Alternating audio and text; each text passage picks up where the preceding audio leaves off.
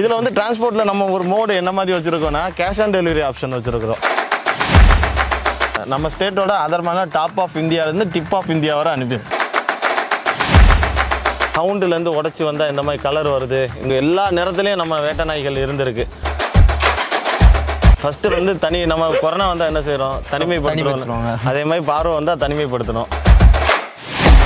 750 square feet தான் இருக்கும். மாடியில் ராஜபாளையம் நாய் 4 ஃபீமேல் மட்டும் வச்சு வளர்த்து ப்ரீட் பண்ணி எங்களுக்கு குட்டி தரவங்க இருக்கதான் செய்கிறாங்க. என்ன இதான் வேலை பார்க்குறேன். இது நாய்கள் மட்டும் நான் வந்து ஒரு முரட்டு வியாபாரி, அவ்வளோதான். சப்ஸ்கிரைப் பண்ணாதவங்க சப்ஸ்கிரைப் பண்ணிக்கிங்க, அந்த பெல் ஐக்கனை கிளிக் பண்ணிக்கிங்க. பார்க்குற 100%ல 99% சப்ஸ்கிரைப் பண்ணாமல் இருக்கீங்க. நீங்கள் பண்ணுற ஒவ்வொரு சப்ஸ்கிரைபர் தான் எங்களுக்கு மோட்டிவாக இருக்கும். இன்னும் பல இடத்துக்கு போயிட்டு நாட்டின நாய்களை பற்றி நல்லா தெரிஞ்சுக்கிறதுக்கும் ஒவ்வொரு இடத்துல எப்படி எப்படி இருக்குன்றது நம்ம தெளிவாக தெரிஞ்சுக்கலாம்.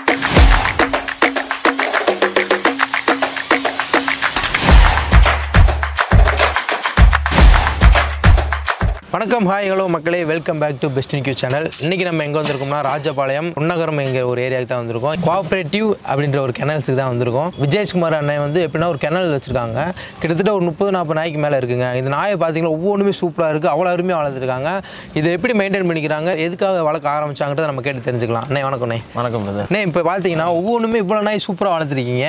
இது வந்து எப்படி ஒரு லவ் இருந்தால் தான் அந்த நாயெல்லாம் நம்மளால் வளர்க்க முடியும். கண்டிப்பாக. இப்போ இவ்வளோ நாய் வளர்க்குறது சும்மா ஒரு நாய் 2 நாய் வச்சிருக்கவங்களே ரொம்ப கஷ்டப்பட்டு வளர்த்துட்டு இருக்காங்க. அந்த மாதிரி டைமிங்கில் நீங்கள் இவ்வளோ நாய் வச்சு எப்படி மெயின்டைன் பண்ணுறீங்க, எதுக்காக வளர்க்கணும்னு ஆசைப்பட்டீங்க? இதில் ஒரு மோகம் இருக்கணும்னே. நம்மகிட்ட ஒரு நாட்டு நாய் வளர்த்து அந்த நாயில் வந்து இப்படியெல்லாம் நம்ம வளர்க்கணுங்கிற ஒரு மோகம் இருந்தால் நம்ம அந்த நாயை அப்படி வளர்த்து கொண்டு வந்துடலாம். அது ஒன்று. இந்த ஆசை எப்படி வர ஆரம்பிச்சிருச்சு, எங்கள் ஃபேமிலி, அதாவது முன்னாடியே நான் சின்ன வயசில் குழந்தைய அந்த பாப்பா இருக்க மாதிரி இருக்கும்போது இதெல்லாம் பார்த்து எனக்கு வந்து அதில் அனுபவம் ஆயிடுச்சு. கன்னி, சிப்பிப்பாறை, ராஜபாளையம் இந்த நாட்டு நாய் மேலே ஒரு அனுபவம், ஒரு ஆசை வந்துருச்சு. இப்படிலாம் நம்ம எப்படி வளர்ப்போம்னு நான் சின்ன வயசுலேயே தோணி இருக்குது. அதாவது ரோட்டில் போகும்போது நம்ம இந்த குட்டியை வீட்டில் போய் நம்ம வளர்த்தா நம்ம வீட்டில் இருக்கவங்க தோப்பில் இருக்க நாய் மாதிரி வந்துருமா, அந்த மாதிரி பார்த்து நாய்கள் இப்படி தான் எடுக்கணும் வளர்க்கணுங்கிற ஒரு ஆர்வம் இதில் உள்ள வந்து ஒரு கடந்த 12 வருஷமாக நாய்கள் தனியாக எடுத்து வளர்க்க ஆரம்பிச்சிருக்கேன். நம்மகிட்ட என்னென்ன இனங்கள் வச்சிருக்கீங்க? கன்னி, சிப்பிப்பாறை, கோம்பர், ராஜபாளையம் வச்சிருக்கேன். இவ்வளவு வெரைட்டிஸ் இருந்தாலும் ஒன்னொன்னு என்னென்ன கலர்னு இருக்கும்? இப்போ சிப்பினா என்னென்ன கலர்னு இருக்கும்? நம்ம ஆக்சுவலாக சிப்பி கன்னிங்கிறது வந்து இப்போ பிரிச்சது தான். கன்னி, சிப்பிப்பாறை எல்லாம் ஒன்று தானே. நம்ம பிரிச்சது தான் அப்படி பிரிச்சிருக்கு. பட் வந்து எல்லாம் கன்னி, சிப்பிப்பாறை வந்து இந்த கிராம சைட்லலாம் நம்ம ஒரு சைட்லலாம் வேட்டை நாயின்னு சொல்லுவாங்க. வேட்டை நாயின்னு சொல்லுவாங்க, கன்னி நாயின்னு சொல்லுவாங்க. சிப்பிப்பாறைங்கிறது வந்து ஆக்சுவலாக சாம்பல் நிறத்தில் எந்த நாயெல்லாம் இருந்துச்சோ அதை தான் சிப்பிப்பாறை மைப்பாறைம்பாங்க. சாம்பல் நிறத்தில் நாட்டு நாய் இருந்தாலும் சிப்பிப்பாறை நாய்பாங்க. வேட்டைக்கு யூஸ் பண்ணுற நாய் இதுதான். இதோட கலர் வேரியேஷன் நீங்கள் சொல்கிறீங்களா, அது போக இதில் வந்து இந்த நாய்களை வந்து கலரை பிரிச்சாங்க. எப்படின்னா பிள்ளை கலரு, கீரிப்பிள்ளை கலரு, அந்த மாதிரி பிள்ளை கலரு. மயிலங்கிறது ஒரு மாதிரி ஒயிட்டிஷாக இருக்கும். கன்னிங்கிறது வந்து ஆட்டில் கூட இருக்குது கன்னி. அதே கன்னி கலர் வந்து நாயில் வந்துருச்சு. கலரை வச்சு தான் பிரிச்சாங்க. வேற வந்து செம்மரை, வேற கருமரை, இந்த மாதிரி கலர் வந்து மாட்டில் எப்படி கலரை கொண்டு வந்தாங்களோ அது மாதிரி நாய்கள்லேயும் கலர் வந்துருச்சு. இப்போ இந்த கலர் வெரைட்டிஸ் மாறுறதுனால அது வந்து இன்பிரீட் பண்ணி வந்துருது அந்த மாதிரி சொல்கிறாங்களே? இல்லை, கண்டிப்பாக வந்து அந்த கவுண்ட்லேருந்து உடச்சி வந்தால் இந்த மாதிரி கலர் வருது. கண்டிப்பாக அதுக்கு எல்லா நிறத்துலையும் நம்ம வேட்டை நாய்கள் இருந்திருக்கு. உயரம், நீளம், முகக்கூறு இதை தான் வந்து இந்த உடப்புல வந்து மாறி வருங்கண்ணே. கலருக்கும் கிராசிங்க்கும் பிரச்சனையே இல்லை. இன்பிரீட் பண்ணி ஒரு நாய் வருதுன்னா அதை நம்ம எப்படி கண்டுபிடிக்க முடியும்? நாயோட ஸ்டைல்லே கண்டுபிடிச்சிடலாம், அதோட ரன்னிங்லேயே கண்டுபிடிச்சிடலாம், அது நிற்கிறதுலே நம்ம கண்டுபிடிச்சிடலாம். ஒரு சில நாய்களில் கன்னி, சிப்பிப்பாறைகளில் கொஞ்சம் பருப்பண்டையான நாய் இருக்கும். ஒரு சில வழியில் பார்த்தீங்கன்னா நல்லா முகக்கூறான நாய் இருக்கும். சில நாய்கள் நல்லா நெஞ்சு இறக்கமான நாயாக இருக்கும், வால் சன்னமாக இருக்கும். இந்த நாயெல்லாம் பார்த்தீங்கன்னா மண்டக்கணமான நாய். நல்லா ஆனால் கன்னி நாய் தானே. ஆனால் பார்க்க செம்மையாக இருக்குண்ணே. இது எத்தனை மாதம் குட்டினே? இது 2.5 வயசு இருக்குண்ணே. இவ்வளோ ஹைட்டாக அவ்வளோலாம் வளருதுன்னா இது முக்கியமாக சாப்பாடு வந்து ரொம்ப முக்கியம்ண்ணே. நீங்கள் எந்த மாதிரி உணவு வகையை பயன்படுத்துறீங்க? அண்ணே, நம்ம வந்து இது நாய்கள் நிறைய எண்ணிக்கையில் வந்து நிறையா இருக்கிறதுனால ஸ்பெஷலாக இதுக்கு ஒவ்வொரு நாய்க்கு தனித்தனியாக வந்து நம்ம ஃபீட் பண்ண முடியாதுண்ணே. இப்போ ஒரு நாய்க்கு வந்து பால், தயிர் இதுதான் சாப்பிடும் அப்படின்னு சொல்லி நம்ம கண்டிப்பாக பண்ண முடியாது. என்னதான் நாட்டு நாயாக இருந்தாலும் கறி வச்சு தான் ஆகணும். கறி சாப்பாடு அது கவுச்சி தன்மை இருக்கணும். ஆனால் இதில் என்னன்னா நம்ம வந்து என்ன அளவுக்கு நம்ம வந்து இந்த முருங்கை இலை ஏதாவது நம்மளால என்ன மாதிரி கொடுக்க முடியுமோ அந்த கவுச்சி கூட சேர்த்து நம்ம கொடுக்கணும். அப்போதான் இது வந்து விரும்பி சாப்பிடும். முருங்கை இலை கொடுக்கலாம். உருளைக்கிழங்கு பூசணி, இனிப்பு பூசணிப்பாங்கல்ல, அதெல்லாம் வந்து மிஷின் வச்சிருக்கோம், அரைக்கிற மிஷின், கைமா மிஷின். அதெல்லாம் அரைச்சி கூட மிக்ஸ் அந்த கறி கூட சேர்த்து மிக்ஸ் பண்ணி போடும்போது நாய்களுக்கு தெரியாது சேர்த்து சாப்பிட்டோம். இப்போ அந்த ஆரோக்கியம் எல்லாம் வந்துடும், நியூட்ரிஷன் எல்லாமே இதில் சேர்ந்து வந்துருங்க. மற்றபடி ஃபுட்டு வந்து இப்படிதான் நம்ம நார்மலாக நான்வெஜ் சேர்த்து தான் வைக்கிறோம். மீட்டு, ஃப்ரெஷ்ஷான மீட்டு டெய்லியும் ஒரு நாளைக்கு 40 நாய்க்கு சேர்ந்து 20 கிலோ வந்துடும். ஒரு நாய் 1/2 கிலோ சாப்பிடும். இப்போ நாய்களுக்கு முக்கியமாக வர்ற நோய் வந்து பார்வோ வைரஸ் ஆச்சுன்னு நோய் வந்து நாய்களுக்கு வரப்போ இந்த நாய்களுக்காக என்ன மாதிரி ட்ரீட்மெண்ட் எடுத்துக்கிறீங்க? ஃபர்ஸ்ட் வந்து நம்ம கொரோனா வந்தால் என்ன செய்கிறோம், தனிமைப்படுத்துறோம். அதே மாதிரி பார்வை வந்தால் தனிமைப்படுத்தணும், க்ளீனாக இருக்கணும். நம்ம செருப்பு போட்டு அந்த நாய்கிட்ட போயிட்டு நம்ம பண்ணைக்குள்ளே போகக்கூடாது, அந்த மாதிரி இஷ்யூ இருக்குது. இது வீட்டில் வளர்க்குறவங்களா இருந்தால் சேஃப்டியாக கொஞ்சம் ஈஸியாக இருக்கும். நாய்கள் பராமரிக்க மாட்டாங்க, அவங்க தனியாக ஒரு நாய் மட்டும்தான் இருக்கும், அவங்களுக்கு கொஞ்சம் ஈஸியாக இருக்கும். பட் அந்த டாக்டர்கிட்ட ரெகுலரான ட்ரிப்ஸ் வெட்டனரியன்ட்டு பார்க்கணும். ஐவிவியில் வந்து ட்ரிப்ஸ் போடுவாங்க. இது வந்து என்னதான் வேக்சின் பண்ணாலும் இப்போ உள்ள காலகட்டத்தில் பார்வைங்கிறது வந்து அஃபெக்ட் ஆக தான் செய்யுது. மெயினாக வந்து இந்த கிளைமேட் சேஞ்சஸ்னாலையும் ஃபுட்டு டைஜஷன் மாறுறதுனாலையும் தான் ஈஸியாக அட்டாக் ஆகும். பார்வை வைரஸ் நம்மளுக்கு தெரியும் நாய்களுக்கு வர நோய். இதை தவிர்த்து வேற என்ன நோய் இல்லை? நாய் டிஸ்டம்பர், கெனன் டிஸ்டம்பர், வெட்டு நோயும்பாங்க அது. அப்புறம் வந்து வெறி பிடிக்கிறது, சளி, காய்ச்சல், இதெல்லாம் வந்து பொதுவாகவே நாய்களுக்கு வரும். மெயினாக வந்து இந்த கெனன் டிஸ்டம்பரும் பார்வம் தான் ரொம்ப பீக். உயிர்கொல்லி நோய். இவ்வளோ நாய் வளர்க்குறீங்களே, இப்போ ஒன்றுக்குள்ள மல்லு கட்டி இந்த மாதிரி பிரச்சனைகள்லாம் வருது. நிறையா சந்திப்போனே. நாங்கள் மேட் பண்ணும்போது அவுத்து வெளியே கட்டுவோம். ஆள்கள் இருக்கும் போது மேக்ஸிமம் வந்து கேஜ் கூண்டு வச்சிருக்கோம் மேல் டாக்ஸுக்கெல்லாம். ஃபீமேல் டாக்ஸ் தான் சுற்றி சுற்றி திரிவாங்க. அவங்களுக்குள்ள மேக்ஸிமம் சாப்பிடும் போது தான் ஃபைட் இருக்கும். ஆனால் மேல் டாக்ஸுக்கு அப்படி இல்லை. இப்போ நம்ம இவ்வளோ நேரம் இருக்கும் போது உருன்னு இருக்கு, நம்ம இல்லாத மாதிரி கெட்டி உருன்றோம். செயினை உருவிடுச்சுன்னா நீ வந்தோடனே ஒரு கேள்வி கேட்டீங்கம்மா, எதுக்குன்னு இத்தனை நாய் வச்சிருக்கீங்க, சிசிடிவி வச்சிருக்கீங்க? ஒருவேளை நம்ம இல்லாத நேரம் இதில் பார்த்துக்கிடுவோம்ல. எப்பவுமே நம்ம இருக்கு ஒருவேளை எங்கேயாவது போயிருப்போம், நம்ம நாயில நம்ம பார்க்கறதுக்காண்டி வச்சிருக்கிறோம், வேற ஒன்றும் இல்லை. நம்ம எங்க இருந்தாலும் நம்மளுக்கு ஒரு மன திருப்தியா இருக்கும். எல்லாம் ஓகே ஓகே ஒரு மணி நேரத்துக்கு ஒருக்கா பார்த்துக்கலாம்ல, அதுக்காண்டி சிசிடிவி கேமரா வச்சிருக்கோம்.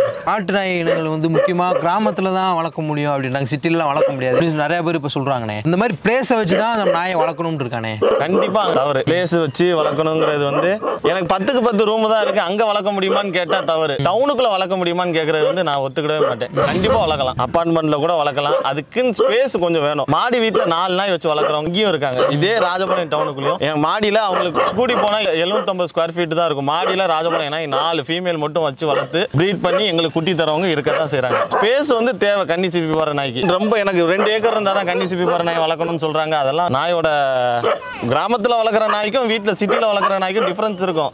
அது ஒரு விதத்தில் ஒத்துக்கிறேன். டைல்ஸில் வளர்க்க முடியாது. டைல்ஸில் வந்து நம்ம போட்டு வந்து குட்டியிலே இருந்து போட்டு அது வந்து நாய்களுக்கும் கால்சியம் குறைபாடு வந்து இந்த கன்னி சிப்பிப்பாறைகளுக்கு டக்குன்னு ஒரு பெட் ஜாயிண்ட் ஓவராக கொடுத்தா கிட்னி ஃபெயிலியர் வரும். அதில் ஓவர் கால்சியம் இருக்கும். எவ்வளோ நிறைய இப்போ ஒரு 10 மாத்திரை அள்ளி போட்டால் கிட்னி ஃபெயிலியர் ஆகிடும். ஆனால் இந்த டேப்லெட் விஷயமா கொடுவோம். அதுக்கு ஏற்ற மாதிரி டைல்ஸ் இல்லாமல் நம்ம போர்ட்டிகோலையோ இல்லை ஸ்டார்லையோ போட்டு நம்ம அந்த சிமெண்ட் தர அந்த மாதிரி போட்டு வளர்க்கலாம். இப்போ முன்னாடியில் கன்னி சிப்பிப்பாறைன்றது வந்து வேட்டைக்காக பயன்படுத்துறாங்கண்ணே. இப்போ இருக்கிற ஸ்டேஜில் வந்து நாயில் வந்து அழிய விடாம பார்த்துக்கிட்டு எந்த மாதிரி நம்ம பண்ணலாம்? ஒரு 4 ஏக்கர்ல தோட்டம் வச்சிருக்காங்க. ஆடு, மாடு, கோழி வளர்க்குறாங்க. வேற நாய்களோ வேற மிருகங்களோ உள்ள வந்து அட்டாக் பண்ணாம இருக்கிறதுக்கு என்ன செய்யணும்? நம்ம இருந்து போ நாயின்னு சொல்ல முடியாதுல்ல. அப்போ நம்ம என்ன செய்ய முடியும்? இந்த மாதிரி நாய்கள் வளர்த்து. ஏன்னா இந்த நாய்கள் பொதுவாக இந்த வேட்டை நாய்களுக்கு வேற மிருகங்கள், வேத்து மிருகங்களை பார்த்தாலே பிடிக்காது. அதான் இதோட குணாதிசயம். அதுக்காண்டி தான் வேட்டைக்கு அதை யூஸ் பண்ணிட்டு இருந்தாங்க. ஸோ இப்போ உள்ள சூழ்நிலையில எதுக்காண்டி யூஸ் பண்றோம்? வேற மிருகங்கள், நம்ம வளர்க்குற மிருகங்களை வேற வேத்து மிருகங்கள், காட்டு மிருகங்களோ எதுவும் வந்து இதை வந்து பிடிச்சிடக்கூடாது, வேற திருடங்கள் உள்ள வரக்கூடாதுங்கிற இந்த மாதிரி விஷயங்களுக்கு வந்து இப்போ வந்து பயன்படுத்திட்டு வரோம். இன்னொரு மெயின் வந்து பாத்தீங்கன்னா தோரணை. ஃபர்ஸ்ட் வந்து எனக்கு தோரணையா இருக்கணும், எனக்கு இப்படி வேணும்பாங்க, தலைக்கு மேல நிக்கணும் நாய் அப்படிம்பாங்க. அது ஒண்ணு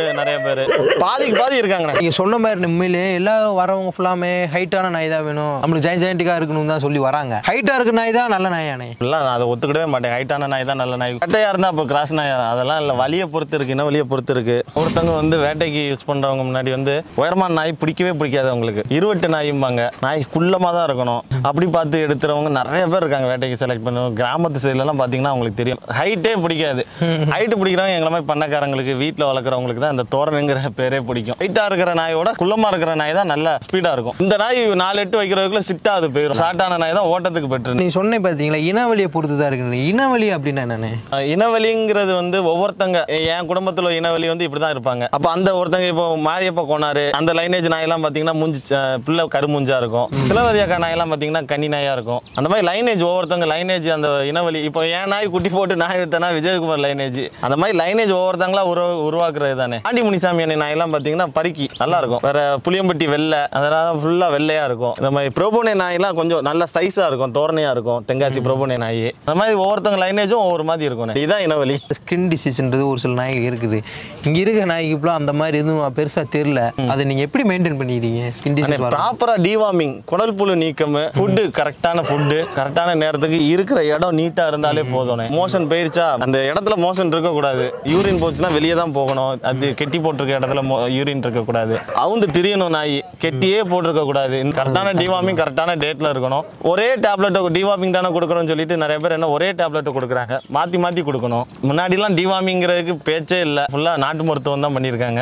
அவங்க நவுந்து தெரிய கிராமத்துலலாம் பார்த்தீங்கன்னா டிவார்மிங் நாங்கள் புழு பூச்சிக்கெல்லாம் புல்லை தின்னுடுவோம் அப்படிம்பாங்க. நாய் வந்து புல்லைத்தான் திங்கும். அது வந்து காரணம் இதுதான். இந்த மாதிரி டிவார்மிங் நேச்சுரலாக பண்ணிக்கிடும். அந்த மாதிரி பண்ணிக்கிட்டா அந்த ஸ்கின் டிசீஸுங்கிற ப்ராப்ளம் இருக்காது. நம்ம நேச்சுரலாக பார்த்தீங்கன்னா நம்ம கத்தாழை இந்த மாதிரி தேய்ச்சி விடுவோம். கத்தாழை தேய்ச்சி நாயை வந்து நல்லா நீட்டாக சாம்பல் தேய்ப்போம், கத்தாழை தேய்ச்சி விடுவோம். இன்னுக்கு வந்து ஆயிரக்கணக்கான ரூபாயில வந்து டேப்லெட் 5 ரூபா டேப்லெட் 2000 ரூபா வரை வந்துருச்சு. அந்த மாதிரிலாம் சிவியர் கண்டிஷனில் போயிடுச்சுன்னா யூஸ் பண்ணி தான் ஆகணும். அந்த மாதிரி இப்போ நம்ம நாய்களுக்கு வந்து காப்பாற்றப்பட்ட நாயெல்லாம் இருக்கானே நம்மக்கிட்ட? இருக்கு. நம்ம ரொம்ப ஸ்கின்னியாக இதாகி நம்ம க்யூர் பண்ண டாக்ஸ்லாம் நிறையா இருக்கு. நம்ம ஃப்ரெண்ட்ஸ் சர்க்கிள்லேயே நம்ம ஐடியாவும் நிறையா கொடுத்துருக்குறோம். எத்தனை நாளைக்கு ஒரு இந்த நாய்களுக்குலாம் வேக்சின் போடுறீங்க நீங்கள்? அதாவது இப்போ நீங்கள் வந்து ஒரு குட்டி என்கிட்ட வாங்கிட்டு போறீங்க, என்கிட்ட வந்து பார்த்தீங்க இந்த நாயை பிடிச்சிருச்சு, இது நாயில் உள்ள குட்டி என்கிட்ட இருக்கு வாங்கிட்டு போறீங்கன்னா ஃபர்ஸ்ட் வந்து 13 நாள் 14 நாளில் கண்ணு திறந்தோம். 20 டேஸில் ஃபர்ஸ்ட் வந்து டிவார்மிங் பண்ணுறோம். அது வெயிட் பார்த்து அதுக்கேற்ற மாதிரி நம்ம டிவார்மிங் பண்ணுறோம். பண்ணிட்டு 2வது பட்சத்தில் அதுக்கப்புறம் பார்த்தீங்கன்னா பப்பிடிபிங்கிற இன்ஜெக்ஷன் வந்து போடுறோம். போட்டுட்டு 45 டேஸ் நம்ம வேக்சின் நம்ம கொரோனாக்கு எப்படி மாதிரி பூஸ்டர்லாம் போடுறோமோ அது மாதிரி 45 டேஸ் 66 டேஸ் 87 டேஸ் வரை போடுறோம். இந்த 3 வேக்சின் பப்பீஸுக்கு வந்து கம்ப்ளீட் பண்ணணும். அதுக்கப்புறம் 90 நாள் கடைசி வேக்சின் வந்து ஆன்டி ரேபிஸ். ஆன்டி ரேபிஸ்ங்கிறது வெறிநாய் தடுப்பூசி. இது வந்து எதுக்கு போடுறோம்? நம்மளை தெரியாமல் பல்லு பட்டுருச்சோ விளையாடும் போதோ இல்லை தெரியாமல் இன்னொருத்தங்க கடிச்சிருச்சோ அப்படிங்கிற மாதிரி அவங்களுக்கு வந்து இந்த நோய்கள் நாய்களில் உள்ள ரேபிஸுங்கிற நோய் வந்து பரவாமல் இருக்கும். இதுக்காண்டி வந்து இந்த மாதிரி ஷெட்யூல் வந்து நம்ம ஃபாலோ பண்ணுறோம். அப்புறம் ஒரு பெரிய டாக் ஒரு நாய் ஆனதுக்கப்புறம் இந்த மறுபடியும் இந்த அடுத்த வருஷமான அந்த 3 வேக்சின் போடணும்னு கேட்டிங்கன்னா இல்லை, இயர்லி ஒன்ஸ் வந்து போட்டால் போதும். அந்த நோய்களில் வந்து தடுத்து குட்டியும் அதில் வந்து வர ஈல்டும் வந்து அந்த பார்வோ நீங்கள் கேட்டிங்களா அதெல்லாம் வந்து அட்டாக் ஆகாமல் இருக்கும். அது மாதிரி நாய் குட்டி போட்டோடனே ஒரு நாய்க்கு வேக்சின் போடலாம். இந்த மாதிரி நம்ம போட்டோம்னா அதில் ஒரு ஃபீடிங்கில் உள்ள அந்த ஆன்டிபயோட்டிக் எல்லாமே அதில் வந்து சேரும் குட்டிகளுக்கு. இந்த மாதிரி நம்ம வந்து மெயின்டைன் பண்ணுறோன்னே. பார்த்தீங்கன்னா இப்படி படுக்க வச்சிருக்கீங்களா, இந்த மாதிரி நாய்க்கு வந்து டிக் அதிகமாக வரும்ண்ணே. வந்தால் நீங்கள் எப்படின்னு தடுப்பீங்க? அண்ணே இப்போ வந்து பொதுவாக நாய் பண்ணை மாட்டு பண்ணை கோழி பண்ணை எது பார்த்தாலும் ஏன் உங்கள் பண்ணையில் உண்ணி இருக்கான்னு கேட்டால் இருக்குன்னு தான் சொல்லுவாங்க. யாருமே இல்லவே இல்லை என் பண்ணைக்கு உண்ணியே வராதுன்னு சொல்கிறவங்க நம்பாதீங்க. நாய் பண்ணனா இப்போ ஏதாவது ஒரு பண்ணனா உண்ணி இருக்க தான் செய்யும். உண்ணி இந்த தெல்லு இந்த மாதிரி பூச்சி பட்டாம் இருக்க தான் செய்யும். அதை வந்து நம்ம என்ன செய்யணும், வாரம் க்ளீன் பண்ண தான் செய்யணும். ஐயோ என் பண்ணையில் உண்ணியே கிடையாது அப்படின்னு சொல்கிறவங்க வந்து கண்டிப்பாக இருக்கவே மாட்டாங்க. வரதான் செய்யும், உண்ணிங்கிறது வரதான் செய்யும். நம்ம எடுத்து தான் க்ளீன் பண்ணணும். அதுக்கேற்ற மாதிரி ஸ்ப்ரே எல்லாம் இருக்குது, நம்ம மருந்து கடையில் கிடைக்குது.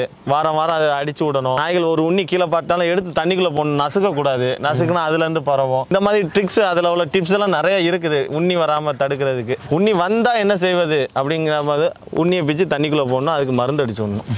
கிளியராக பார்த்துக்கணும். அது ஐயோ உண்ணி நம்ம பண்ணைக்குள்ளே எங்கே வரப்போகுது, நம்ம பண்ணை தான் க்ளீனாக வச்சுருக்கோமேனு பார்க்கக்கூடாது. உண்ணி இருக்க கண்டிப்பாக பார்த்தாகணும். நீங்கள் என்னென்ன வேலை பார்க்குறீங்க? நான் இதான் வேலை பார்க்குறேன். இது நாய்கள் மட்டும் நான் வந்து ஒரு முரட்டு வியாபாரி, அவ்வளோதான். முக்கியமாக சொல்லுவேன், வீட்டில் சப்போர்ட் இல்லாமல் நம்மளால ஒன்றும் பண்ண முடியாதுண்ணே. உங்கள் வீட்டில் சப்போர்ட் எப்படின்னு? என் வீட்டிலே பார்த்தீங்கன்னா 10 நாய் இருக்கும். என் வீட்டிலே பண்ணையில் 40 நாய் இருக்குன்னா வீட்டில் 10 நாய் எப்போவுமே. நான் பைக் எடுத்து வெளியே வந்தேன்னா என் பின்னாடி ஒரு 10 நாய் ஓடி வரும். ஒரு 100 மீட்டர் வந்தோன்னே ஸ்டாப் ஆயிரும். அப்போ என் வீட்டில் அதுக்கேற்ற மாதிரி இப்போ நான் என் சின்ன வயசில் எனக்கு வந்து அதுக்குள்ள இது கிடைக்கல. இப்போ வந்து அது நானே உருவாக்கிக்கிட்டேன். அதனால வந்து எனக்கு வீட்டில் சப்போர்ட் இருக்கனால தான் நான் இவ்வளோ தூரம் பண்ண முடியுதுண்ணே. அதில் வந்து எனக்கு ரொம்ப சந்தோஷம். இப்போ நம்ம இல்லாத பட்சத்துலையும் அவங்க வந்து ஐயோ மழை பெய்யுதா இதை தூக்கி போடணும் அப்படி போடணும்னு சப்போர்ட் நம்ம சைடில் இருக்குதுண்ணே. நம்ம குழந்தைகளும் சரி எல்லாம் சரி, எல்லா நாய்களுக்கும் என் குழந்தைய தெரியும். என் குழந்தை எல்லா நாயும் விளையாடுவோம். ஒவ்வொரு நாய்க்கு பேர் வைக்கிறது நான் ஒரு வார்த்தை இது வைக்கலாமான்னு கேட்டுட்டு தான் வைப்பேன் என் மகிட்ட. அந்த மாதிரிலாம் நாய்கள் வந்து இருக்குதுண்ணே. நம்ம கெனல்ஸில் வந்து ஸ்டார்டிங் ரேட்லேருந்து ஹை ரேஞ்ச் ரேட் என்ன ப்ரைஸில் கொடுக்குறீங்க? கன்னி, சிப்பி, கோம்பை, ராஜபாளையம் தரத்தை பொறுத்து அவங்க என்ன விலை கேட்டாலும் நாய் குட்டி கொடுக்குறேன். ஸ்டார்டிங் ரேட்னே 5 ரூபாயிலேருந்து கன்னி சிப்பி வர கொடுக்குறேன். 5 ரூபாயிலேருந்து ஹையஸ்ட்னே ஹையஸ்ட் 15 ரூபா 20 ரூபா வர நாய்க்குட்டி கொடுக்குறேன். கன்னி சிப்பி பாரு 5000 ரூபாயிலிருந்து இப்போ 20000 வரை சொல்றீங்களா? 5000 ரூபாவுடைய குட்டியோடைய குவாலிட்டி எப்படி இருக்கும், 20000 இருக்கிற நாயோடைய குவாலிட்டி எப்படி இருக்கும்? ஹைட்டு தான் வித்தியாசம். நம்ம வந்து நீங்க அப்போ இவ்வளவு தூரம் பேசுறீங்களா, நாய் ஓசி குடுறாங்க கேட்பாங்க. அதுல உள்ள இருந்து பார்த்தா தான் தெரியும். 5000 ரூபாய்க்கு நாய் எப்படி இருக்கும், ஹைட் கம்மியா இருக்கும், அது குறுகலா இருக்கும் நாய், அதுக்கேற்ற மாதிரி இருக்கும். அதுக்கு ரேட்டு போக போக அதோட தாய் தகப்பனோட சைஸ் இருக்கும். இப்போ இந்த நாயில உள்ள குட்டியை வந்து நான் 5000 ரூபாய்க்கு கொடுக்க முடியாது இல்லைங்க. ஒரு நாய்க்கு ஒரு நாளைக்கு 50 ரூபா தான் செலவழிப்பாங்க. நான் அப்படின்னு சொல்லலை. இந்த நாய்க்கு நான் 200 ரூபா செலவழிப்பேன் ஒரு நாளைக்கு. 2 கிலோ கறி போடுவேன். ஐயோ கறி திங்களே பாலை வாங்கி ஊற்று. இந்த நல்ல நான் ஸ்பெஷலாக ஸ்டெட் பப்பீஸ் நாய்க்கெல்லாம் வந்து ஸ்பெஷலாக கவனிப்பேன். ஒரு நேரம் சாப்பிடலையா நாய், எதுக்கு சாப்பிடல அப்படின்னு சொல்லி மண்டையை போட்டு சுற்றுவேன். அந்த மாதிரி பார்த்தா தான் நாய் மாதிரி இருக்கும். இந்த நாயோட குட்டிக்கு அது விலை. ஏன் இது அப்படிதான். இப்படி மித்தவங்க எப்படி இருக்காங்கன்னு தெரியல. ஏன்ட்ட வந்து நாய்க்கு ஏற்ற மாதிரி பொருளோட விலை. இப்போ ஒருத்தவங்க வெளியிலேருந்து நம்மளுக்கு நாய் வேணும்னு சொல்கிறாங்கன்னா அவங்களுக்கு நீங்கள் எப்படி டெலிவரி பண்ணுவீங்க? இப்போ வந்து நம்ம இன்சைட் ஸ்டேட்டு இன்ஸ்டேட்டு அவங்களுக்கு வந்து வந்து மேக்ஸிமம் வந்து நம்ம வந்து மிட் ஆஃப் தமிழ்நாடுல இருக்கும். மதுரை பக்கம் ராஜபாளையங்கிறது வந்து குற்றாலத்துக்கு ராஜபாளையம் தாண்டி தான் போகணும், தூத்துக்குடி ராஜபாளையம் தாண்டி தான் போகணும், நார்வேல் கன்னியாகுமரி போனால் ராஜபாளையம் போகணும், மதுரை மீனாட்சி அம்மன் கோயில் வந்தாலும் அங்கேருந்து 100 கிலோமீட்டர்ஸ் தான். எல்லாமே நம்ம கரெக்டான ப்ராப்பரான இந்த இடத்துக்கு வந்து வராமல் இருக்கவங்க யாருமே இருக்க மாட்டாங்க. சபரிமலைக்கு போகிறா இருந்தாலும் சபரிமலை டெம்பிளுக்கு போகிறா இருந்தால் நம்மளை தாண்டி தான் போகணும். இந்த கோயில்கள் விஷயத்துக்குலாம் வராமல் யாருமே இருக்க மாட்டாங்க. ஸோ வந்து மேக்ஸிமம் வந்து நம்ம ஒரு சஜஷன், நம்ம பண்ணைக்கு வந்து பார்க்குறீங்களா, பார்த்து எடுத்துகிட்டு போங்க, நேரில் வாங்க அப்படிங்கிற சஜஷன். இன்னும் எப்போ வேணும்னு கேட்போம். இமீடியட்டாக வேணும்னா எனக்கு இந்த மாதிரி சிச்சுவேஷனில் இருக்கிறேன், நான் ஃபாரினில் இருக்கிறேன், என்ஆர்ஐயாக இருக்கேன், வீட்டில் கொடுத்துட முடியுமா, எனக்கு இந்த ஊருக்கு சப்ளை பண்ணுங்கள், நான் வந்து வர முடியாத சூழ்நிலை இருக்குது, எனக்கு வேலை நம்பிக்கை வச்சவங்களுக்கு மட்டும்தான் நம்ம டிரான்ஸ்போர்ட் பண்ணுறோம். இன்னொன்று வந்து நம்மக்கிட்ட நிறைய பேர் வாங்கிட்டு போய் நிறைய பேர் சஜஷன் கொடுப்பாங்க, வாங்க அவங்ககிட்டங்கிறவங்களுக்கு வந்து நம்ம கொடுப்போம். வந்து ஒருத்தவங்க வராங்க, புதுசாக வராங்கிறவங்களுக்கு ஃபஸ்ட்டு நான் வந்து சஜஷன் வரதா சொல்லுவேன். இந்த மாதிரி 2வது பட்சம் கஸ்டமர், இந்த நம்ம தெரிஞ்சவங்களுக்கு, இந்த மாதிரி இங்கே வந்து போகிறேன் இல்லை நான் வரேன் அப்படிங்கிறவங்களுக்கு தான் நம்ம இங்கே வந்து நேராக வந்து பார்க்க சொல்கிறோம். இதில் வந்து டிரான்ஸ்போர்ட்டில் நம்ம ஒரு மோடு என்ன மாதிரி வச்சிருக்கோம்னா கேஷ் ஆன் டெலிவரி ஆப்ஷன் வச்சிருக்கிறோம். Cash on delivery, cash on delivery இருக்குப்பா. ஆமாம், இது கேஷ் ஆன் டெலிவரி எதுக்கு நம்ம கொண்டு வந்திருக்கோம்னா ஏமாற்றங்கள் வரக்கூடாதுன்ட்டு. ரூபாய் இப்போ 10,000 ரூபா ஒருத்தன் வாங்குறான், நாயே வளர்க்கல ஒருத்தன், என்ன நாயை காமிச்சு ஏதோ நாயை காமிச்சு ஒருத்தன் ரூபாயை வாங்கிட்டான், நாய்க்குட்டி அனுப்புவானா, அவன் அனுப்ப மாட்டான். அதுக்கு தான் கேஷ் ஆன் டெலிவரி. இப்போ ஒருத்தன் நாயை காமிச்சு 500 அட்வான்ஸ் போட்டாலும் நீங்கள் இப்போ நிறைய பேர் நக்கலாக சொல்லுவாங்க, ஜிபேல 500 போடுங்க வீட்டுக்கு வந்து குட்டி வந்து சேர்ந்து நக்கலாக சொல்லுவாங்க. அது ஒரு விதத்தில் வந்து தவறு. நம்ம அது வந்து ஒரு நல்லதாக எடுத்துக்கலாம், பாசிட்டிவாக எடுத்துக்கலாமே. அதில் நல்லது பண்ணுறவங்களும் இருக்காங்கல்ல, கேஷ் ஆன் டெலிவரி ஆப்ஷனில் நல்லதும் பண்ணுறவங்க இருக்காங்க. ஏன்னா பொருள் அதுக்கு ஏற்ற மாதிரி வந்து பெரிய அமௌண்ட் அவங்களுக்கு இழக்கிறத விட ஒரு 500 1000 போனால் அது உங்களுக்கு நல்லது தானே. ஸோ அதில் வந்து நல்லதை பாசிட்டிவாக நினச்சிக்கணும். 500,000 போட்டாலும் நம்ம அட்வான்ஸ் பண்ணாலும் கேஷ் ஆன் டெலிவரி ஆப்ஷன் கொடுத்துரும். பேலன்ஸ் வந்து அங்கே வாங்குற மாதிரி, ஒரு பார்ஷியல் அமௌண்ட் பண்ணாலும் அங்கே வந்து பேலன்ஸ் கொடுக்குற மாதிரி நம்ம பண்ணிட்டு இருக்கோம். ஏன்னா கரெக்டான பொருள் வந்து அவங்ககிட்ட சேரும், காமிக்கிற பொருள் வந்து அங்கே போய் சேர்ந்துடும். ஒருவேளை இப்போ இன்னைக்கு அட்வான்ஸ் பண்ணுறாங்க, எனக்கு 1 மாதம் கழிச்சு வேணும், எனக்கு இந்த டெலிவரி நான் என்ஆர்ஐயா இருக்கேன், இங்கே இப்போ தான் வருவேன் அப்படி இன்னைக்கு காமிக்கிறோம், 1 மாதம் கழிச்சு அந்த ஒரு வேளை அந்த 1 மந்த்தில் ஏதோ அந்த இதுக்கு வந்து ஃபிசிக்கலியோ இல்லை வேற ஏதாவது நாய் கடிச்சிச்சோ, ஏன்ட்ட நேரத்தில் 2 நாய் கடிச்சு கொண்டுருச்சு குட்டியை, வேற நாய், இந்த மாதிரி இஷ்யூஸ் வரும்போது நம்ம வேற குட்டி அவங்களுக்கு மாற்றி கொடுப்போம். அப்போ காமிச்ச குட்டியை ஒன்று கொடுக்குற குட்டி ஒன்றுங்கிற தாக்கு வரக்கூடாது. இந்த மாதிரி சில பேர் வந்து எப்பயோ உள்ள குட்டியை காமிச்சிட்டு இப்போ உள்ள குட்டி, இந்த மாதிரி விஷயங்கள் வந்து நம்மகிட்ட இருக்காது. வந்து நம்ம ஓப்பனாக அவங்ககிட்ட சொல்லிடணும், ஐயா இந்த விஷயம் இப்படி நடந்துருச்சு, இப்படி சொல்லிட்டோம்னா ஒன்றும் பிரச்சனை இல்லை, சொல்லாமல் இருந்தால் தான் நம்ம மேலே தவறு வரும். இல்லை நம்ம கிட்ட அந்த மாதிரி சான்சஸ் இருக்கானே, அந்த மாதிரி கண்டிப்பா இல்லை. இப்போ 1 மாதம் ஆகுது, இன்னைக்கு கேட்காங்க வீடியோ காலில், நாளைக்கு அந்த பொருள் போலன்னா நம்ம வந்து குறை சொல்லலாம். இன்னைக்கு ஆர்டர் பண்ணிட்டு 1 மந்த் கழிச்சு ஒரு சூழ்நிலை காரணம்லாம் ஒரு பிசிக்கலியோ அந்த பப்பிக்கு எதுவும் ஆச்சுன்னா நம்ம கண்டிப்பா வேற பப்பி கொடுக்க முடியும். அப்போ வந்து காமிச்ச ஒன்று கொடுத்த ஒண்ணுங்கிற டாக் வந்து நம்ம மேல வராது. ஏன்னா சொல்லிடுறோம் நம்ம முன்னக்கூடியே. இங்க இருந்து நீ அமுச்சு விடுறப்ப எந்த மாதிரி பாதுகாப்பு முறை? கண்டிப்பா வந்து ஒரு வேலை எல்லா பட்சத்தையும் போய் எனக்கு டிரான்ஸ்போர்ட் நீங்க உங்க மேல நம்பிக்கை இருக்கு பண்ணி கொடுங்க அப்படிங்கிறவங்களுக்கு பாஸ்கெட், டாக் அனுப்புறதுக்கு பாஸ்கெட் இந்த சூப்பர் மார்க்கெட்ல எல்லாம் வச்சிருப்பாங்க ஓப்பன் டைப்ல, அதுல க்ளோசிங் டைப்ல பாஸ்கெட் வாங்கி 200ல இருந்து 500 வரை இருக்கு. பாஸ்கெட் வைஸ் சைஸ் வைஸ் இருக்குது. அந்த மாதிரி பாஸ்கெட் வாங்கி நம்ம வந்து பேக் பண்ணி கொடுக்குறோம். பேக் பண்ணும்போது என்னன்னா கும்முன்னு சாப்பாடு வச்சு மொந்தமா வயர் பலூன் மாதிரி ஆக்கி கொடுத்துட கூடாது. பாவம் அது 1 வருஷம் நீங்க எதுலயும் ஏறாம ட்ரெயின்லயே பஸ்லயே ஏறி பாருங்க, கீழே இறங்கி பாருங்க, வாமிட் எடுப்போம்ல, அதேதான் நாய்க்குட்டி. அதுக்கு என்னன்னே தெரியாது. நம்ம ஒரு குட்டியை பஸ்ல ஏற்றி வைக்கும்போது அது தலை கிருக்குன்னு வாமிட் வரும். இதே இது நம்ம உள்ள எல்லாத்தையும் அமுக்கி வச்சுட்டு ஃபீட் பண்ணும்போது அது பண்ணக்கூடாது. ஆஃப் ஃபீடிங்ல தான் வரும் குட்டி. எப்போ வந்தாலும் ஆஃப் ஃபீடிங் உங்க இடத்துல வந்தாலும் நல்லா சாப்பிடும், நல்லா ஆக்டிவா இருக்கும். எப்போ பண்ணாலும் ஆஃப் ஃபீடிங்ல நல்லா நீட்டா பேக் பண்ணி பகல் நேரத்துல வந்து டிரான்ஸ்போர்ட்டேஷன் ஃபுல்லா தவிர்த்துருவோம். கூட ஒரு ஹால் பண்ணாங்கன்னா பிரச்சனை இல்லை. தனியா குட்டி மட்டும் போற சமயத்துல வந்து சூழ்நிலையில நாங்க நைட் நேரம் தான் பண்றோம். டயர் இங்க இருந்து ஒரு 500 கிலோமீட்டர், சென்னை ஏன்னா 500 கிலோமீட்டர் வருது. இங்க இருந்து 500 கிலோமீட்டர் வந்து 500 கிலோமீட்டர் இங்க இருந்து வாமிட் எடுத்து வயிற்றுல வந்து ஃபுல்லா வயிறு புண்ணாகி நீங்க அங்க போய் ஓடுறா தம்பி அத்லெட்டிக்ல அப்படின்னா ஓட முடியாதுல்ல. அதுதான் சிம்பிள் எடுத்துக்கிட்டு நம்ம வந்து எவ்வளவு தூரம் இங்க வந்து சேஃப்டியா நம்ம எப்படி போறோம் அதே மாதிரி தான் நான் ஒரு உயிரினம், இதுவும் உயிரினம் தானே, அதுக்கு ஏற்ற மாதிரி நம்ம கொண்டு போய் வச்சுக்கணும். அப்புறம் வந்து என்ன நம்ம மேல என்ன வந்து ஒரு தெரியாதவங்க இப்போ வந்து முத குட்டி கேட்குறாங்க, நம்ம வந்து நல்ல ஃபுல் ஆரோக்கியத்தில் வந்து நம்ம ஹெல்த்தியாக குட்டி கொடுத்துட்றோம், போய் வந்து திடீர்னு போய் அங்கே சாப்பிடவே மாட்டேங்குது அப்படிங்கும் போது வந்து நம்ம பேரில் கெட்ட பேர் வரும். என்னங்க சாப்பிட மாட்டேங்குது, 2ஆவது நாளே ஹாஸ்பிட்டலில் கூட்டு போக சொல்கிறீங்க அப்படிங்கிற கேள்விகள் நிறையா நம்ம மேலே வந்திருக்குது. நானே என் பேரில் உள்ள கமெண்ட்ஸ்லாம் நிறையா பார்த்துருக்கிறேன். நிறைய பேர் உயிரே இழந்திருக்குங்க. அப்போ நம்ம அந்த பட்சத்தில் என்ன செய்வோம், ஒரு மனசாட்சி பொறுத்தவரை ஏதோ ஒரு சின்ன அமௌண்ட் வாங்கிட்டு அவங்களுக்கு வேற பப்பி ரீப்ளேஸ்மெண்ட் பண்ணி கொடுத்துருவோம். பணங்கிறது 2வது விஷயம். இந்த மாதிரி வருங்கிறது நான் வந்து எடுத்து சொல்றேன். பகல் டைம்லாம் காட்டி நைட் தான் நீங்க வந்து வெளியில டிரான்ஸ்போர்ட் பண்ணுவீங்கன்னு சொன்னீங்க. அது ஏன் நைட்டு மட்டும் அனுப்பிச்சுடுறீங்க? இப்போ வந்து பகல் நேரத்தில் போகும்போது குட்டிகள் வந்து ரொம்ப ஹீட்டா இருக்கும் சில நேரம். அது மாதிரி மழை நேரத்தில் வந்து கொண்டு போக முடியாது. அந்த பட்சத்தில் வந்து பார்த்தீங்கன்னா நைட் நேரம் தான் வந்து நல்ல கதன்னு இருக்கும். நீங்க வந்து பகலில் வந்து போகிறத விட நைட்டு இப்போ ஒரு லாங் போகிறதா இருந்தால் நைட்டு தான் நம்ம விரும்புவோம். அது மாதிரி தான் பப்பீஸும் வந்து கொஞ்சம் கதன்னு இருக்கும், சேஃப்டியாக போகும். அதெல்லாம் பிரச்சனை இல்லை. நம்பிக்கையான ஆள்கிட்ட கொடுத்த ஒன்று தான் மெயின். பொதுவாக தமிழ்நாட்டுக்குள்ளனா இப்போ நிறையா கன்னி டாக்லாம் வெளில நீங்கள் ட்ரான்ஸ்ஃபர் பண்ணியிருப்பீங்க. வெளிநாட்டுக்கு இந்த மாதிரி நீங்கள் ட்ரான்ஸ்ஃபர் பண்ணியிருக்கீங்களா? அந்தமானுக்கு அனுப்பிச்சிருக்கேன் குட்டி. கார்கோவில் நீட்டாக அதுக்கெல்லாம் நிறைய ப்ரொசீஜர் இருக்குது, அனுப்பிச்சிருக்கிறோன்னு.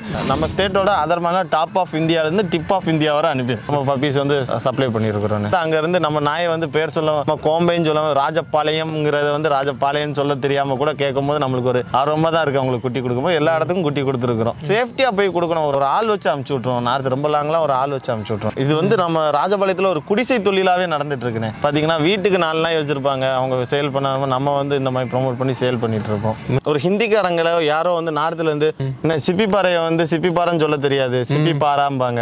கண்ணின்னு சொல்ல இந்த அவங்க அவ்வளோ தூரத்துக்கு அவங்களுக்கு ஆர்வம் இருக்கும்போது நம்மளுக்கு ஒரு சந்தோஷம் இருக்கும். அந்த சந்தோஷம் எதனால வருது, நம்மளால வருங்கிற போது இன்னும் கொஞ்சம் இன்ட்ரெஸ்டா இருக்கும். ஆனா இப்ப கோஆபரேட்டிவ் அப்படியே கூட்டுறவு பண்ணேன்னு நீங்க வச்சிருக்கீங்க கெர்னல்ஸுக்கு, அது எதனால அந்த பேர் நீங்க யோசிச்சு வச்சீங்க? ஆக்சுவலா பாத்தீங்கன்னா இது வந்து ஒரு கூட்டுறவு முறையில எங்க சித்தப்பா பண்ண கூட்டுறவு. இப்போ நான் அடுத்து நானும் கோஆபரேட்டிவ். இப்போ நான் ஒரு 10-50 நாய் வச்சிருக்கேன்னா என் பேரை சொல்லி இந்த ஊர்ல ஒரு 100 நாய் இருக்கும். ஃபீமேல் டாகா கொடுத்து வச்சிருப்பேன். வெளியில அதாவது என் ஃப்ரெண்ட்ஸ் சர்க்கிள் நம்பிக்கையானவங்களை, சொந்தக்காரங்க, எனக்கு தெரிஞ்சவங்க, பார்த்து டெய்லியும் பழகிறவங்க ஆசையா நம்மகிட்ட கேட்பாங்க எனக்கு ஒரு ஃபீமேல் டாக். அது மாதிரி என் டாக்டர் படிக்கிற ஸ்கூல்ல வேலை பார்க்குற பிடி வாத்தியார் அந்த மாதிரி தெரிஞ்சவங்களுக்குலாம் டாக்ஸ் கொடுத்து வச்சிருக்கிறேன். ஃபீமேல் மட்டும் கொடுப்பேன். நல்ல ஸ்டெட் மேல் நான் வச்சிருப்பேன். இப்படி இந்த சூழ்நிலையில அவங்க குட்டி போடுற போது நம்ம வந்து குட்டியை வந்து நம்ம சேல் பண்ணி அவங்களுக்கு கொடுப்போம். நம்ம ஒரு லாட்டா எடுத்துக்கிடுவோம். அதனால இது வந்து கெனல்ஸ் கரெக்டா பாத்தீங்கன்னா கோஆபரேட்டிவ், அதாவது எல்லாரும் சேர்ந்து ஒரு கூட்டுறவு முறையில பண்றதுனால கோஆபரேட்டிவ் கெனல்ஸ்னு பேர் வச்சிருக்கேன். வேற ஒன்றும் இல்லை. இப்போ நம்மகிட்ட இருக்க நாயெல்லாம் பார்த்தோன்னே கண்டிப்பா ஒருத்தவங்க காசு ஒரு இப்படி ஒரு நாய் நம்மளுக்கு வளர்க்கணும், நம்ம கிட்ட இப்படி நாய் இருக்கணும்னு கண்டிப்பா ஆசைப்படுவாங்க. அந்த அளவுக்கு தான் நீங்க நாய் வச்சிருக்கீங்க. இப்போ வெளியிலேருந்து வராங்க, நம்ம ப்ரீட் பண்ணணும், வெளியிலேருந்து ஒரு டாக் கொண்டு வந்து ப்ரீட் பண்ணணும்னு வராங்க. அந்த மாதிரி அலோடு உண்டானே? கண்டிப்பானே ஸ்டெட் சர்வீஸ் இருக்கு. பட் வந்து நாய் பார்த்து ஆள் பார்த்து தான் கொடுப்போனே. அது வந்து ஓப்பனா சொல்லிடுறேன். ஏனோ தானோ வந்தாங்களே, ரூபா கொடுக்குறாங்களே, குட்டி கொடுப்பாங்களேங்கிறதுக்காண்டி நம்ம வந்து ஸ்டெட் பண்ண முடியாது. யார் இருந்தாலும் ஆள் பார்த்து தான் நம்ம வந்து ஸ்டெட் பண்றோம். கிராஸ் பிரீடை கொண்டு வந்து எனக்கு இந்த நாயில போடுங்கன்னு நான் போட முடியுமா? அப்ப அந்த இனத்தை நம்ம வந்து கிராஸ் பண்ண முடியாதுல்ல, இம்ப்ரீட் பண்ண முடியாதுல்ல. அந்த மாதிரி பண்ண மாட்டோம். ஒரு நல்ல நாய்க்கு நல்ல நாய் தான் போடுவோம். அது வந்து நாய் எங்க உள்ள நாய் ஃபர்ஸ்ட் அவங்க நம்பிக்கை பூர்வமானாங்களா, நாய் குட்டி வந்து நல்லா வந்து வளர்ப்பாங்களா, அந்த மாதிரி பார்த்து தான் கொடுப்போம். நம்ம நாய்களை உள்ள குட்டி வந்து நல்லா போய் நல்லா இருக்கணும் தான் நம்ம நினைப்போம். ஸோ வந்து அதெல்லாம் பார்த்து தான் கொடுப்போம். இப்போ வந்து ஒரு நாய் வந்து இப்போ குட்டி போட்டுருக்குன்னு, இப்போ அதிகபட்சமான குட்டி எவ்வளோ குட்டினே போடும்? 3 குட்டியும் போடும், 1 குட்டியும் போடும், 10 குட்டியும் போடும், 12 குட்டியும் போடும். சரிண்ணே, இப்போ 11 குட்டி போட்டுருக்கப்ப எனர்ஜி இருக்காது. கண்டிப்பா எனர்ஜி இருக்காது, ஃபீலிங் இருக்காது. நம்மகிட்ட ஒரு 50 நாய் இருக்குது. 50 நாயில எப்பயுமே ஒரு 4-5 நாய் குட்டி இருக்கும். குட்டி சேல் ஆயிரும். ஒருத்தவங்க மொத்தமா எடுத்துக்கிடுவாங்க. ஒரு 25 நாள் 30 நாள் குட்டிலேயே மொத்தமா எடுத்துருவேன், நான் எடுத்து சேல் பண்ணிடுவேன் சொல்லி ப்ராப்பரான ராஜபாளையங்கிற நிறைய கான்டாக்ட் பெட் ஷாப்பும் சரி நிறைய பேர் கூப்பிடுவாங்க. நான் மொத்தமா எடுத்துக்கிறேன், இந்த நாயில உள்ள குட்டி நான் மொத்தமா எடுத்து நான் ஃபார்ம் வைக்க போறேன். அந்த நாயில இருந்து பிரிச்ச ஃபீடிங் வந்து சும்மா தான் இருக்கும். நம்ம அப்படி எக்ஸ்ட்ரா ஃபீடிங் மாத்தி கோம்ப இந்த கன்னி சிப்பிப்பாறையில இருக்கக்கூடிய கோம நாயில ஃபீடிங் இருந்தா மாத்தி போட்டு தான் நம்ம இது வந்து பண்ணிட்டு இருக்கோமே தவிர ஒரே நாயில ஃபீடிங் போட்டா உயிரிழப்பு வந்துடும். அப்போ கேட்பாங்க, நீங்க எப்படி அதை மாத்தி போடுறீங்க, இப்படி போட்டா எங்க நாய்க்கு நோய் வராதான்னு கேட்பாங்க. எங்களுக்கு தெரியும், நாங்க போடுறோம், அவ்வளவுதான். நாட்டு நாய் எல்லாருமே வீட்டில் வளர்க்குறாங்க, எல்லா இடத்துலையுமே இருக்குன்னு. அடுத்த கட்ட நடவடிக்கை கொண்டு போறதுக்கு அரசாங்கம் மூலியமா ஏதாவது நல்லது பண்ண முடியும்னு நினைக்கிறீங்களா? கண்டிப்பா. ஜல்லிக்கட்டுக்கு எப்படி எல்லாம் நடந்திருக்கு அது மாதிரி இது நாய்களுக்கும் வந்து நிறைய வந்து இனிமேல் கண்டிப்பா நடக்கும்.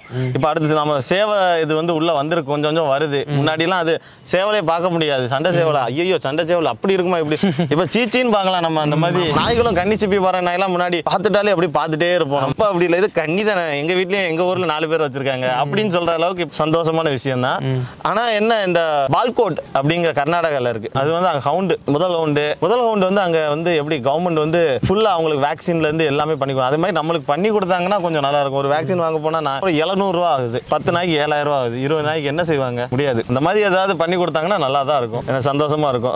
மனுஷங்களுக்கே வேக்சின் ஃப்ரீயா போடுறாங்க, உயிரினத்துக்கு போகும்போது வேக்சின் ஃப்ரீ, அந்த மாதிரி ஏதாவது பண்ணி கொடுத்தாங்கன்னா நல்லா இருக்கும். ஃபாரின் பிரீட் தான் வாங்கி வளர்க்குறாங்க அதிகமா. ஏன்னா அதோட அழகு, அது பார்க்க கியூட்டா இருக்குன்ற அது மட்டும் தான் பாக்குறாங்களே தவிர அந்த நாய்கிட்ட இல்லாத ஸ்பெஷல் வந்து என்னன்னா இது நம்மளோட ஓட்டம், இதோட கம்பீரம், இதோட எனர்ஜினே, இதெல்லாம் நம்ம ஃபாரின் பிரீட்ல பார்க்க முடியுமானே? கண்டிப்பா முடியாதுண்ணே. இதோட ரன்னிங்கை வந்து வேற நாயில பார்க்க முடியாது. ஆனா பவரை வேணா ஏதாவது இந்த மாதிரி இந்த ராட்வீலர், பெல்ஜியம் மலினோஸ் அதெல்லாம் சொல்றாங்க, அதெல்லாம் வந்து பார்க்க முடியும்னு நினைக்கிறேன்.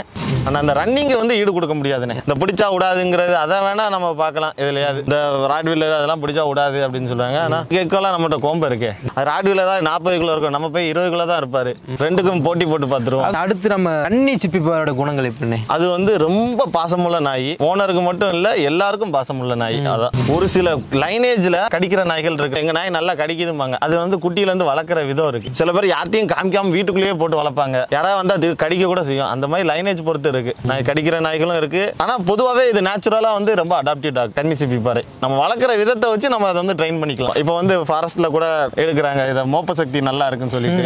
அப்போ அது ட்ரைனிங் டாக் தானே, அதனால ட்ரெயின் பண்ணிக்கலாம். இப்போ வந்து பார்த்தீங்கன்னா வெளிநாட்டில் ஹவுண்ட் டாக் ரேஸ் நடக்குதுண்ணே. கண்டிப்பா. இப்போ நம்ம நாட்டு நாய்களுக்கு அந்த மாதிரி ரேஸு, இந்த மாதிரி கண்காட்சி, இந்த மாதிரி ஷோ, இந்த மாதிரிலாம் நடத்தி நம்ம நாயை முன்னேற்ற கொண்டு போகலாம்ல. கண்டிப்பா. இப்போ அடுத்த வருஷம் ஷோ, அடுத்த மாசம் ஷோ இருக்கு. நாங்கள் ட்ரெயின் பண்ணிட்டு தான் இருக்கிறோம். டெய்லி காலையும் சாயந்தரம் ஆள் வச்சு அங்கேயும் இங்கேயும் நடக்கணும், ஓடணும், அங்கே போவோம், இங்கே போவோம், நாயை வந்து தொடச்சி நீட்டாக வைக்கிறோம். இந்த மாதிரி ஷோ நாங்கள் பார்த்துட்டு தான் இருக்கோம். நம்ம கன்னி சிப்பிப்பாறை இப்போ கொண்டு வந்துட்டாங்க, ரொம்ப சந்தோஷம். கோம்பை இல்லை முன்னாடி கோம்பையும் கொண்டு வந்துட்டாங்க.